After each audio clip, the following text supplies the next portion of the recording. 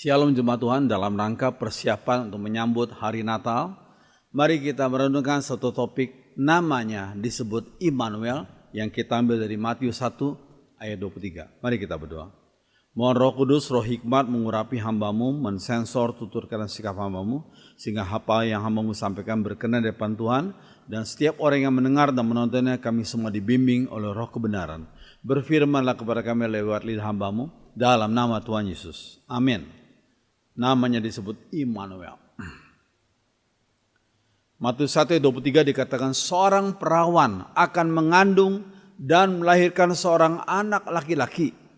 Anak itu akan dinamakan Immanuel. Seorang perawan akan mengandung. Satu keajaiban. Ya. Nah, kata Immanuel adalah kata Ibrani yang berarti Allah ada bersama kita. Allah ada bersama kita. Nah, kita mendengar seringkali satu hari 5 kali mungkin sebagian orang menyebut Allahu Akbar, Allahu Akbar, Allah yang maha besar. Sebutan Allahu Akbar itu mengingatkan kita bahwa Allah yang pencipta itu Allah yang transenden, yang jauh di sana. Sehingga kita menyebutnya Allahu Akbar, Allah yang maha besar. Allah yang dikenal dalam Alkitab, Allah yang transenden, Allah yang maha besar, tapi sekaligus juga Allah yang imanen, Allah yang sangat dekat dengan umatnya. Puji Tuhan. Hanya dalam Kristus Allah bisa dipanggil oleh umatnya sebagai Aba. Aba. Yang dalam terjemahan bahasa Inggris, Aba itu lebih tepat disebut dengan Daddy. Satu panggilan seorang anak terhadap ayahnya, panggilan yang begitu dekat.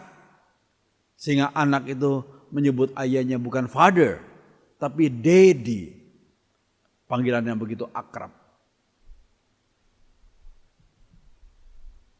Lalu sekalian, pada masa di padang gurun, waktu orang Israel keluar dari Mesir, mereka menuju ke tanah Kanaan selama 40 tahun, Allah menyertai umatnya dalam bentuk tiang awan, ya, dan juga tiang api. Di padang gurun malam-malam dingin sekali, sehingga Allah memberikan semacam penghangatan bagi sekitar 2 juta lebih umatnya di padang gurun dengan memberikan tiang api. Tapi tiang awan pada siang hari mereka begitu panas, ya.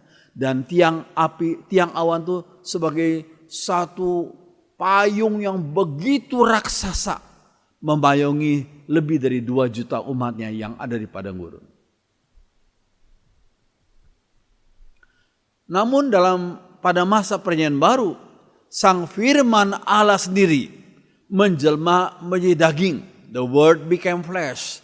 Firman menjadi daging, yakni Tuhan Yesus, Sang Immanuel itu. Puji Tuhan.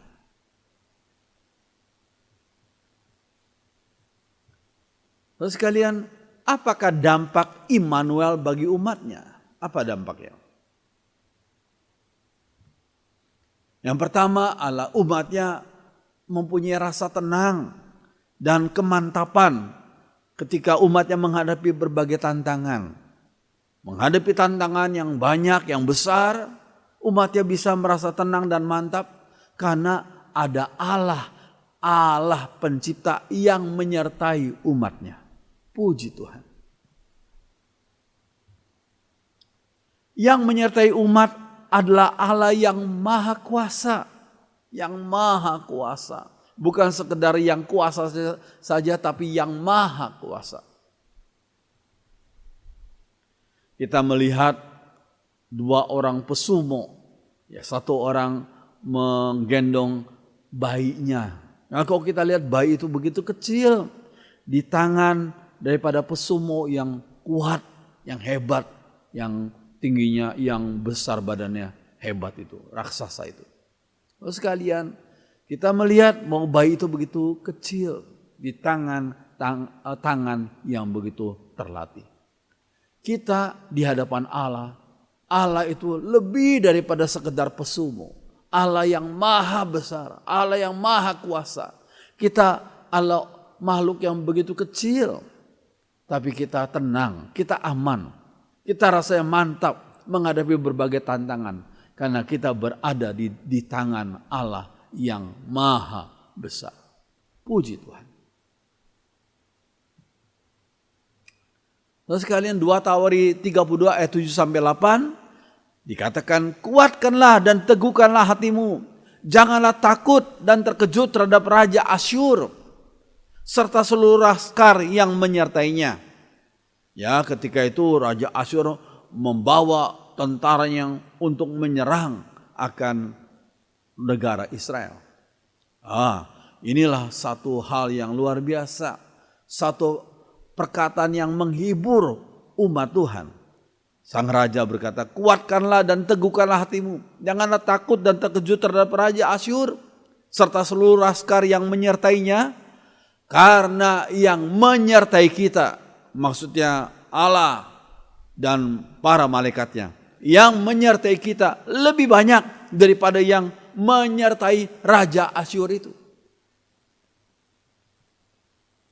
Yang menyertai dia, yang menyertai Raja Asyur adalah tangan manusia. Walaupun tentara-tentara yang sudah terlatih, tapi tetap tangan manusia. Tapi yang menyertai kita umatnya adalah Tuhan Allah kita, yang membantu kita dan melakukan peperangan kita.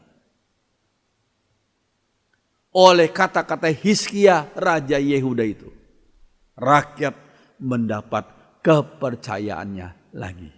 Alangkah indahnya kalau kita mempunyai pemimpin bangsa yang mempunyai iman yang perlu dicontoh oleh rakyatnya, sehingga rakyatnya mendapatkan ketenangan dipimpin oleh pemimpin negara yang seperti itu.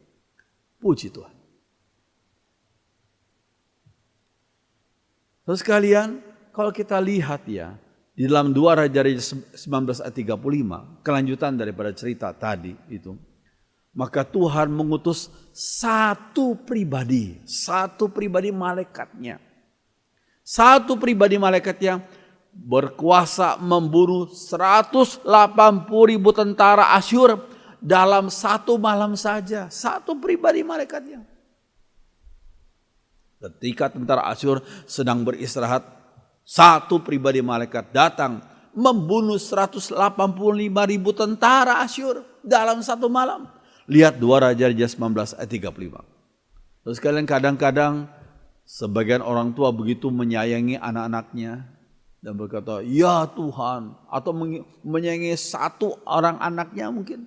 Demi satu orang anaknya, orang tua itu berkata, ya Tuhan, kirimlah malaikat-malaikatmu melindungi anakku yang tunggal ini. Kita pikir, kok doanya kok begitu serakah ya? Untuk mendukung, menolong satu orang anak kita. Kita mohon kirimlah malaikat-malaikat Tuhan. Dan kita lihat dalam 2 Raja-Raja 19. Satu pribadi malaikat Tuhan bisa membunuh 180.000 tentara Asyur dalam satu malam. Jadi kalau kita minta supaya Tuhan kirim malaikatnya, kita nggak perlu serakah. Nggak perlu banyak malaikat. Cukup satu yang melindungi umat Tuhan. Ini satu hal yang penting saja, penting sekali. Ya. Oke, kalau kita membaca dalam Keluaran 3 ayat 14, Allah ketika ditanya, siapakah namamu Allah yang mengutus aku? Maka Allah memperkenalkan namanya kepada Musa. Ehye Asyir Ehye. Diterjemahkan dalam bahasa Indonesia, aku adalah aku. I am that I am. Kalau saya membaca kata ini, maka saya coba cari apa sih makna daripada Ehye Asyir Ehye itu. Ternyata saya mendapatkan makna I am here. Aku di sini, really present, sungguh-sungguh hadir, and ready to help. Siap untuk menolong. Itulah makna Ehye Asyir Ehye yang diterjemahkan dengan aku adalah aku. Aku di sini, aku sungguh-sungguh hadir dan aku siap menolong. Puji Tuhan. Saudara sekalian, nama Allah dalam pemahaman makna daripada Ihya Asyari ini, nama Allah dikaitkan dengan kata kerja aktif. Aku di sini, aku sungguh hadir dan aku siap menolong. Nama Allah dikaitkan dengan kata kerja yang aktif, bukan pasif. Beliau adalah Allah yang hidup, sebagai kontras dari dewa-dewi orang Mesir yang mati. Allah yang kita sembah dalam Yesus Kristus adalah Allah yang hidup, yang maha kuasa. Allah sang pencipta dan Allah sang penebus itu. Puji Tuhan. Nah, musuh yang sangat berbahaya adalah musuh yang tidak terlihat. Yang bisa kita lihat, kita bisa perhitungkan kira-kira orang itu mau lakukan apa ya, karena bisa kelihatan gerak-geriknya. Tapi kalau musuhnya itu nggak kelihatan, musuh itu yang sangat berbahaya, sebab kita nggak lihat musuh itu. Sekalian, beberapa tahun yang lalu negara kita dan banyak negara lain di dunia ini diserang oleh musuh yang tidak terlihat, yaitu virus COVID-19 yang nggak terlihat dengan mata telanjang. Hanya bisa dilihat dengan mikroskop elektron seperti ini. Ya, baru bisa melihat virus COVID-19 itu. Kita dengan mata kita bisa lihat. Kita tidak bisa lihat. Tapi berbahaya, luar biasa. Pelindung umat Tuhan juga enggak terlihat. Yaitu malaikat surgawi. Karena bentuknya adalah makhluk roh. Pelindung umat Tuhan juga enggak terlihat. Matius 18 ayat 10 Tuhan Yesus berkata apa? Ingat, jangan menganggap rendah seorang dari anak-anak kecil ini. Karena aku berkata kepadamu, ada malaikat mereka di surga yang selalu memandang wajah Bapakku yang di surga. Malaikat itu enggak kelihatan tapi ada. Dan malaikat itu melindungi akan anak-anak. Ini suatu hal yang luar biasa. Puji Tuhan. Sekali yang kedua, kita perlu berhati-hati bersikap karena Allah menyertai umatnya. Jadi yang pertama, karena Allah menyertai umatnya kita rasa tenang. Tapi yang kedua, karena Allah menyertai umatnya, kita justru harus berhati-hati dalam bersikap. Lihat keluar Kolose 3 ayat 17 dan 23. Dan segala sesuatu yang kamu lakukan dengan perbuatan, dengan perkataan atau perbuatan, lakukan semuanya itu dalam nama Tuhan Yesus. Dalam bahasa Inggrisnya dikatakan in the presence of our Lord Jesus. Di hadirat Tuhan kita Yesus. Sambil mengucap syukur oleh Dia kepada Allah Bapa kita. Jadi bagi orang yang sungguh-sungguh sudah percaya Yesus, bagi orang Kristen yang istilahnya yang baik, kita harus punya satu kesadaran seperti ini. Walaupun kita jauh dari orang tua, walaupun kita jauh daripada istri atau suami kita, ingat, walaupun kita ada di luar negeri sana, ingat, ada satu pribadi yang selalu memperhatikan kita. Dan kita harus sadar akan pribadi itu. Yaitu kita umat Tuhan selalu hidup dalam hadirat Tuhan Yesus. In the presence of our Lord Jesus. Puji Tuhan. Selalu sadar semua tindakan kita adalah di hadapan Tuhan yang mengawasi kita. Tuhan itu mengawasi kita. Ya, kita bisa jauh dari orang tua, bisa jauh dari partner hidup kita, kita bisa jauh dari anak kita. Tapi ada satu pribadi yang selalu mengawasi kita, yang maha tahu, yang maha ada. Itulah Tuhan kita, Yesus Kristus. Oh, puji Tuhan. Dan sekalian, Yusuf adalah contoh yang sangat baik.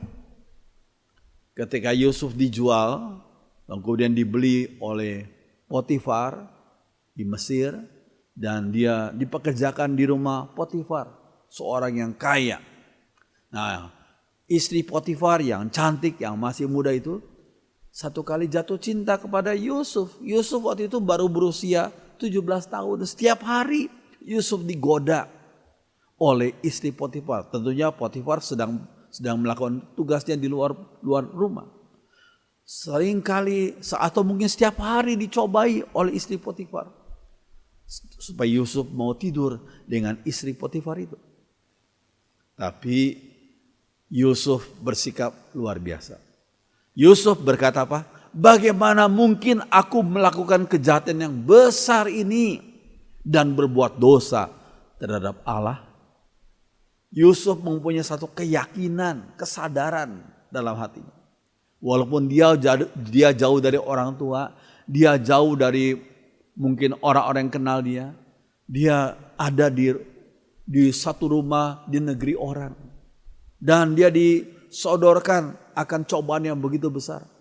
Tapi Yusuf mempunyai satu hati yang takut akan Tuhan. Satu kesadaran bahwa ada pribadi, yaitu pribadi Allah, yang selalu memperhatikan kelakuan dia.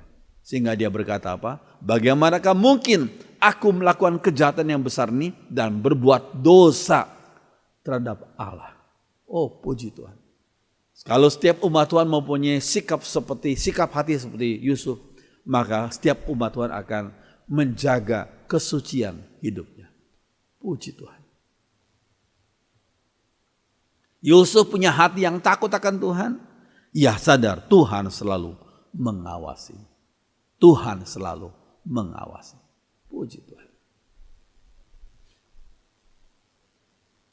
Nah, untuk apa Allah harus menjadi manusia? Untuk apa? Oh, Allah harus menjadi manusia. Bukankah Allah dari surga cukup berkata, "Hai manusia, dosamu aku sudah ampuni." Tapi untuk apa Allah harus mengutus Sang Firman untuk menjelma dalam bentuk manusia, dalam bentuk daging itu, yaitu Yesus Kristus? Yang pertama, agar bisa mati untuk menebus umatnya. Ya, hanya Allah yang menjadi daging yang bisa mati untuk menebus umatnya. Ya, Yesus mati bukan untuk menebus dosa. Dosa itu kotoran, dosa itu sampah, nggak perlu ditebus. Yang perlu ditebus adalah umatnya, umat pilihannya. Ya, agar bisa mati untuk menebus umatnya. Itulah tujuan pertama. Yang kedua, tujuannya adalah agar bisa mengalami pencobaan iblis. Ya, Allah harus menjadi manusia agar bisa mengalami cobaan dari iblis. Sebagai Allah, ia tidak dapat dicobai. Allah nggak bisa dicobai. Sebagai manusia, ia bisa dicobai. Sehingga Sang Firman rela jadi daging, jadi manusia agar diberi kesempatan, agar mendapat kesempatan untuk dicobai iblis. Dan beliau menang dari cobaan itu. Yakobus 1 ayat 13b. Sebab Allah tidak dapat dicobai oleh yang jahat dan ia tidak mencobai siapapun. Allah itu suci, Allah Maha Kuasa. Beliau tidak dapat dicobai oleh yang jahat. Ia pun tidak mencobai siapapun. Itu Yakobus 1 ayat 13b mengatakan demikian. Cobaanlah sesuatu yang bertujuan untuk menghancurkan atau membinasakan. Ujian berbeda dengan cobaan. Ujian adalah untuk menaikkan level. Ya, setiap kita mau lulus dari SD ke SMP, dari SMP ke SMA, SMA ke universitas, lalu kemudian di universitas ada setiap semester ada ujian-ujian. Ujian itu bertujuan untuk meningkatkan level kita. Tapi kalau cobaan lain, cobaan adalah sesuatu yang bertujuan untuk menghancurkan dan membinasakan kita. Itu adalah caranya iblis untuk menghancurkan dan membinasakan umat Tuhan dengan cara memberi cobaan kepada umat Tuhan. Terus kalian Ibrani 4 ayat 14 sampai 16 bagus itu. Karena kita sekarang mempunyai imam besar agung yang telah melintasi semua langit, yaitu Yesus anak Allah. Baiklah kita teguh berpegang pada pengakuan iman kita. Sebab imam besar yang kita punya, yaitu Yesus, bukanlah imam besar yang tidak dapat turut merasakan kelemahan-kelemahan kita. Sebaliknya sama dengan kita, ia, yaitu Yesus, telah dicobai. Selama hidupnya di dunia, Yesus berkali-kali dicobai oleh iblis. Namun tidak berbuat dosa. Bedanya dengan umat Tuhan, bedanya dengan manusia lainnya. Manusia lain, umat Tuhan seringkali jatuh dalam dosa cobaan. Kita gagal, kita jatuh dalam kesalahan. Tapi Yesus seringkali dicobai, tetapi ia tidak berbuat dosa. Luar biasa. Puji Tuhan. Sebab itu, kata penulis Ibrani, marilah kita dengan penuh keberanian menghampiri tahta kasih karunia, supaya kita menerima rahmat dan menemukan kasih karunia untuk mendapatkan pertolongan kita pada waktunya. Karena kita mempunyai imam besar yang bisa memahami kelemahan kita, sehingga pada waktu kita menghadapi berbagai tantangan, kita datang, kita mencari hadirat sang imam besar yang agung itu. Yang pernah jadi manusia, sehingga waktu kita mengeluh, menyampaikan akan pergumulan kita sebagai manusia, sang imam besar agung berkata, "Oke, I understand. Aku mengerti pergumulanmu sebab aku dulu pernah jadi manusia. Cuma tidak pernah berbuat dosa." Puji Tuhan. Syarat untuk dapat berempati dengan orang lain adalah pernah mengalami masalah yang sama dan telah menang. Ya, alangkah indahnya kalau kita bisa datang bertemu dengan seorang konselor yang sangat berempati dengan kita. Karena orang yang bisa berempati dengan orang lain, karena mereka pernah mengalami masalah yang sama, pernah mengalami cobaan yang sama, cuma mereka telah menang dari segala masalah dan cobaan itu. Demikian juga dengan Yesus. Ya, luar biasa. Sebagai manusia, Yesus pernah merasa lapar, pernah haus, pernah lelah sehingga butuh tidur. Pernah menangis karena ditinggal oleh orang yang dikasihi. Dia menangis ketika lihat Lazarus itu meninggal dunia. Dia pernah merasa sangat sedih dan gentar ketika di Getsemani. Dia pernah dikecewakan oleh orang-orang terdekat yang tinggalkan dia. Dia secara manusia pernah dikecewakan oleh orang yang tinggalkan dia. Ia pernah dikhianati oleh Yudas Iskariot. Ia pernah difitnah secara luar biasa oleh sebagian orang. Dan disalahpahami oleh banyak orang. Ia pernah disiksa, bahkan sampai mati, disalibkan. Oh, siapa manusia yang pernah mengalami hal yang sangat berat itu? Yesus itulah.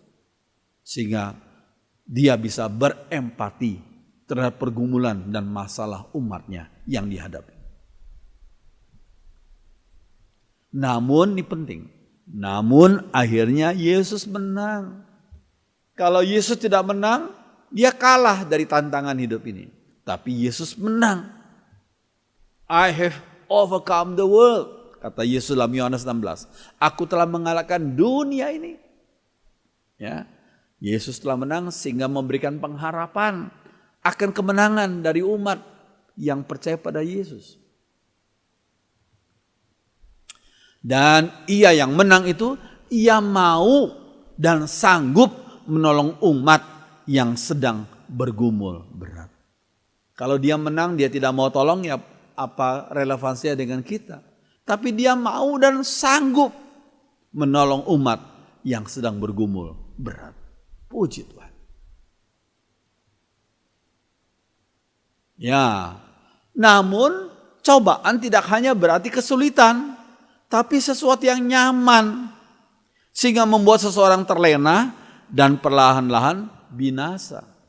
Ya, kita kadang-kadang seringkali mengkategorikan cobaan sebagai sesuatu kesulitan, tapi kita jangan lupa, cobaan juga bisa dalam bentuk sesuatu yang nyaman, sehingga membuat kita terlena dan perlahan-lahan binasa. Dari mana kita bisa lihat? Ada satu contoh. Iya. Pretty soon we become a boiling frog. Sangat cepat kita akan menjadi katak-katak yang boiling, yang direbus gitu ya. If a frog is placed in a boiling water, jika seekor katak itu ditempatkan di air yang mendidih, it will jump out. Katak itu akan lompat, ya. But if it is placed in cold water, tapi jika seekor katak ditempatkan di air yang dingin, that is slowly heated. Air dingin itu pelan-pelan dipanaskan. Before he realized it, sebelum katak menyadarinya bahwa air itu sekarang panas, he is cooked. Katak itu sudah direbus. Iya, sekalian. Demikian juga yang dialami oleh umat Tuhan. Seringkali kita diperhadapkan dengan sesuatu hal yang enak, semuanya nyaman, ya. Akhirnya karena nyamannya sehingga membuat kita tertidur. Kita rasa kita nggak perlu lagi bersandar pada Tuhan. Padahal itulah cara iblis untuk membuat kita jadi tertidur secara rohani. Kita nggak perlu lagi bersandar kepada Tuhan lagi. Akibatnya kita jatuh dalam dosa. Hati-hati, hati-hati dengan masalah atau cobaan dari iblis seperti ini.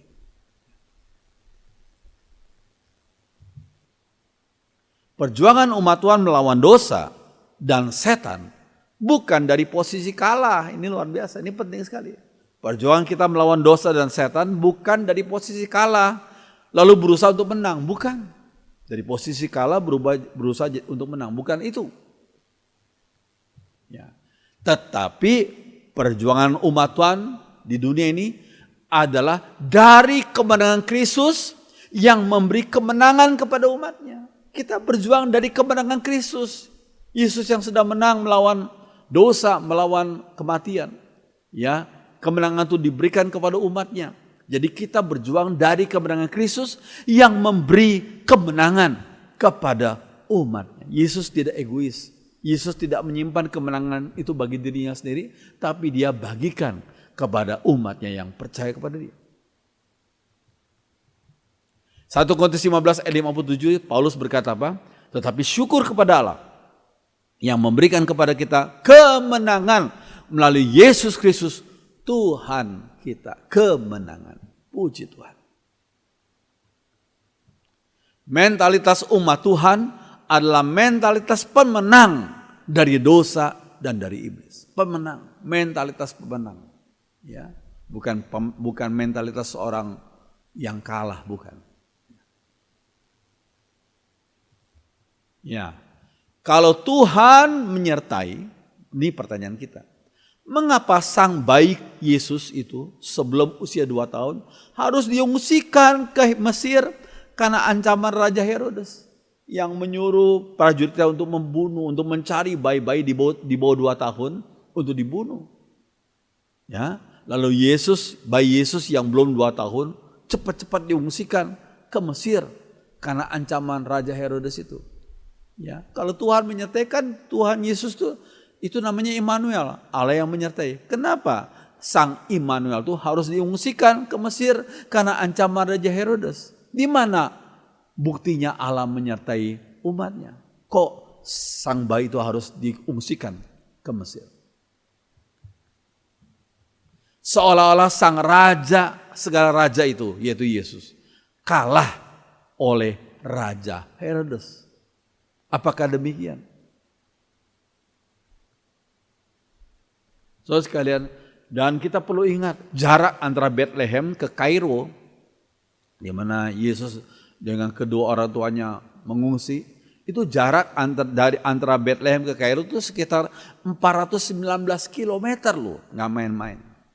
419 km. Mereka tinggal di Mesir sekitar 3 tahun katanya. Ya, 3 tahun. Iya. Dan itu dikonfirmasi oleh jemaat gereja Koptik. Kami pernah ada kesempatan ke sana, kami tanya Ya betul. Jemaat gereja Koptik mengkonfirmasi hal itu. Ya, yang dalam nama gerejanya The Church of Saint Sergius di Kairo. Mereka mengkonfirmasi ya hal itu. Ya, ini waktu kami berdua beberapa tahun yang lalu berfoto di depan gereja itu. Ya, ini bagian dalamnya. Ya, bagian dalamnya. Mereka mengkonfirmasi bahwa Maria, Yusuf dan bayi Yesus pernah berada di Mesir, ya, di Kairo. Ya. Ya, nah, ini kita perlu pahami. Yesus diungsikan ke Mesir bukan karena kalah dengan Herodes Agung, tidak. Karena kemudian Herodes juga mati. Jadi kenapa Yesus harus diungsikan, bayi Yesus harus diungsikan ke Mesir? Itu untuk menggenapi nubuat dalam Hosea 11 ayat 1. Apa bunyi? Dari Mesir kupanggil anakku. Dan itu digenapi oleh perginya Maria dan Yusuf membawa bayi Yesus ke Mesir. Dari Mesir kupanggil anakku. Matius 2 ayat 15b. Nah, saudara sekalian, Bapak buka jalan melalui orang yang gak pernah dikenal sebelumnya. Jadi saudara sekalian, sebelum Maria dan Yusuf membawa bayi Yesus ke Mesir, perjalanan 400 km lebih itu, ternyata Bapak membuka jalan untuk biaya di jalan, dan selama 3 tahun mereka di Mesir. Dengan cara apa? Tuhan memakai orang yang gak pernah dikenal sebelumnya. Siapakah mereka itu? Nah ini, kita lihat orang Majus itu datang dari timur, ya daerah sekitar Baghdad itu, ya dari Irak itu dan sekitarnya itu, ya. Mereka jalan dengan naik onta, ya. Mereka pergi mencari bayi itu dan dikatakan berapa panjangnya, berapa jauhnya? Itu sekitar 1156 kilometer, bayangkan. 1156 kilo, mereka harus naik onta, itu mereka gunakan sekitar 235 jam untuk mencari bayi yang kudus itu. Ya. Nah, ini semua menggenapi apa yang ditulis oleh 1 Korintus 2 ayat 9. Tetapi seperti ada tertulis, apa yang gak pernah dilihat oleh mata, yang tidak pernah didengar oleh telinga, dan yang tidak pernah timbul di dalam hati manusia, semua yang disediakan Allah untuk mereka yang mengasihi Dia. Jadi kita hanya taat pada perintah Tuhan saja, kita kasih Tuhan saja. Nanti Tuhan akan melakukan hal yang mujizat, yang mengejutkan. Tuhan akan membuka jalan dengan cara-cara yang luar biasa, yang gak pernah dilihat oleh mata kita, yang gak pernah didengar oleh telinga, dan yang gak pernah timbul dalam hati kita. Itu semua disediakan oleh Allah bagi orang-orang yang mengasihi Dia. Taati saja perintah Tuhan. Hal-hal yang surprising terjadi bagi mereka yang mau taat pada perintah Tuhan. Puji Tuhan. Iya.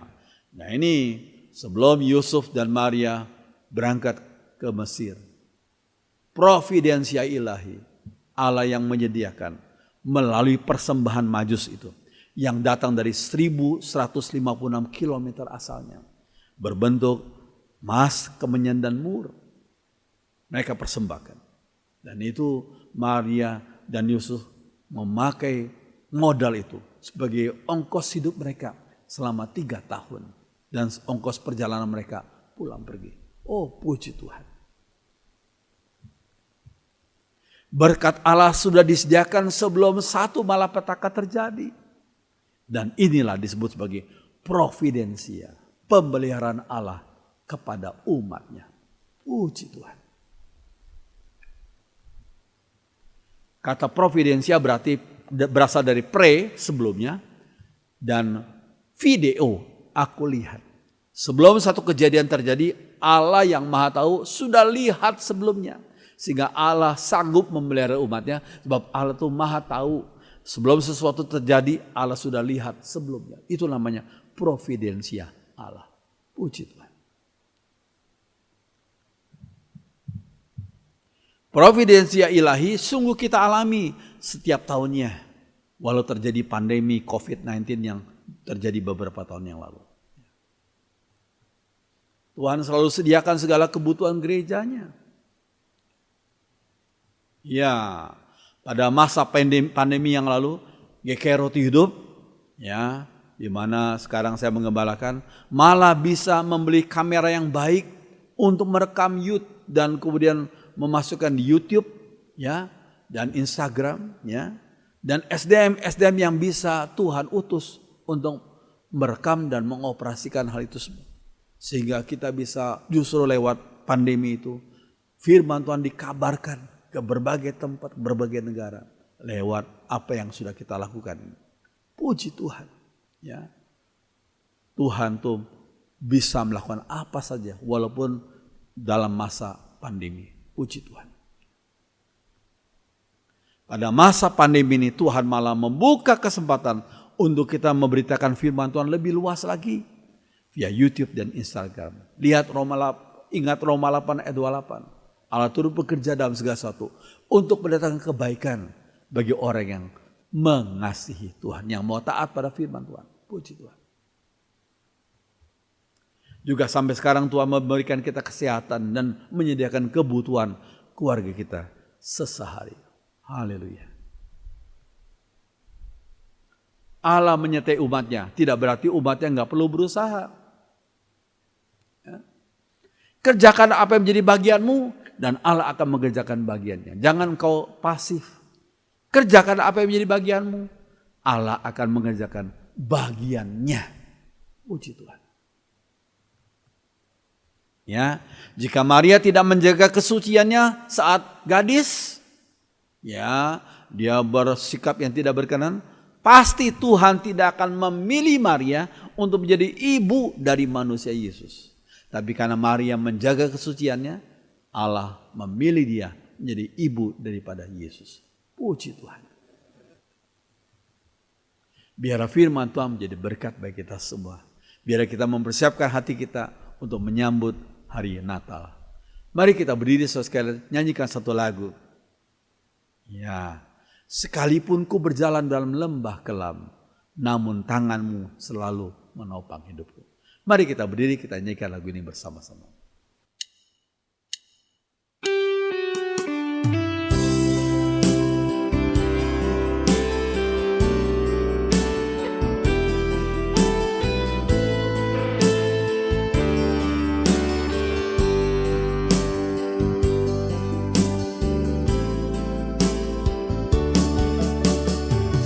Sekalipun ku berjalan dalam lembah kelam, namun tanganmu selalu menopang hidupku. Saat ku dalam ketakutan, Kau hadir di sisiku. Kau berkata, jangan takut, Kau beriku kemenangan. Kaulah Tuhan yang berjanji, tak sekalipun Kau ingkari kesetiaan-Mu. Sungguh terbukti di sepanjang hidupku, tuh selamanya ku kan setia melayani, mengasihi-Mu. Tiada Tuhan sepertimu, Yesus, Kau Allahku yang setia.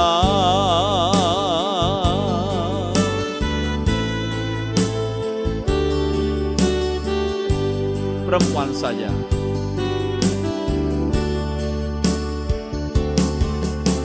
Sekalipun ku berjalan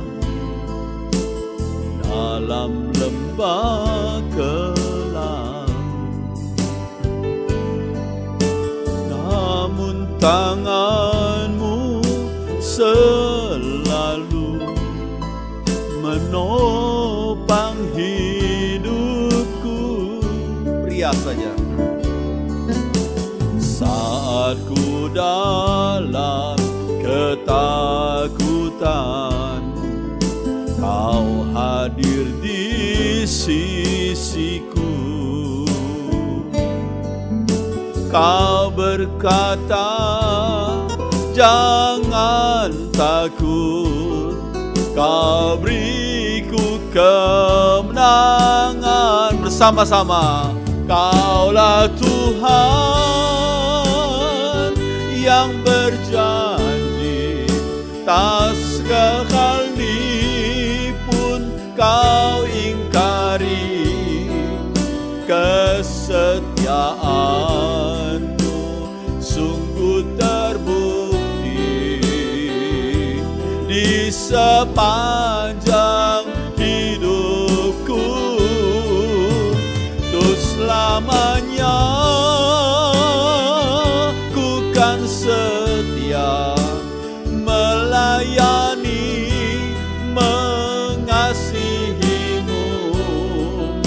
Tiada Tuhan seperti-Mu, Yesus, Kau Allahku yang setia. Tiada Tuhan, tiada Tuhan seperti-Mu, Yesus, Kau Allahku yang setia.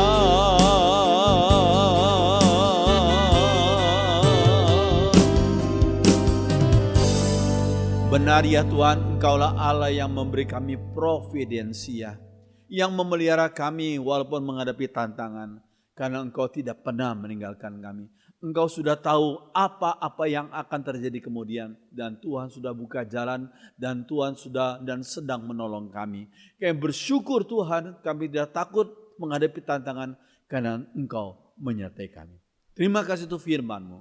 Dalam nama Tuhan Yesus, semua orang beriman mengatakan amin. Silakan duduk, Tuhan berkati.